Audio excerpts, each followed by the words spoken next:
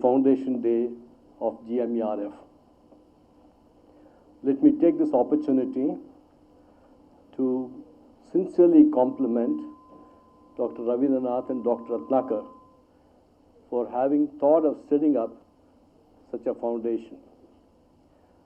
And we all hope that with the support of the global hospitals and all the doctors here, consultants, and so many others, this foundation will grow from strength to strength. Most of you may be wondering, even as I am wondering, what I have got to do with the medical field. So why am I here? The answer to that question should be sought elsewhere. Dr. Ratnakar asked me to speak on this happy occasion, and he mentioned to me that he was asking me not only on his own behalf, but also on behalf of Dr. Ravindranath.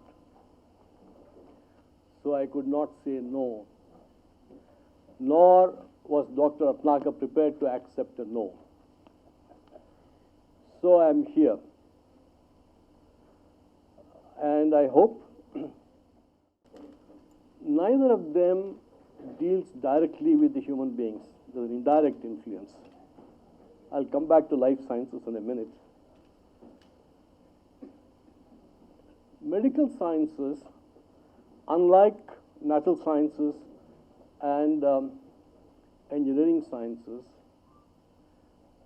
deal with the human kind directly at various levels, at the level of the individual, at the level of the communities, and at the level of nations. But I must underscore the fact that there is interdependence among all these areas. But that's something which we will discuss sometime later on. But there's one more observation that I wish to make before I go on to the talk, and that is, those who work in basic sciences take many years to see the fruits of their work, to see the results of their work. If you want me to give an example, I'll give an example of the most famous scientist, Albert Einstein. He thought of the theory, special theory of relativity, long ago, early 20th century. The first nuclear reactor went critical, called Fermi reactor, in 1942 at Chicago.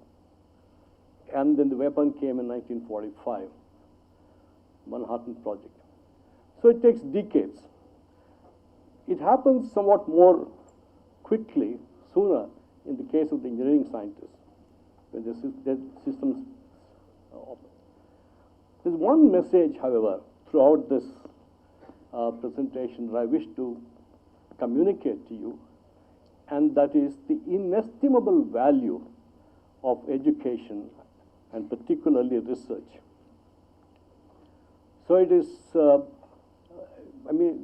it's those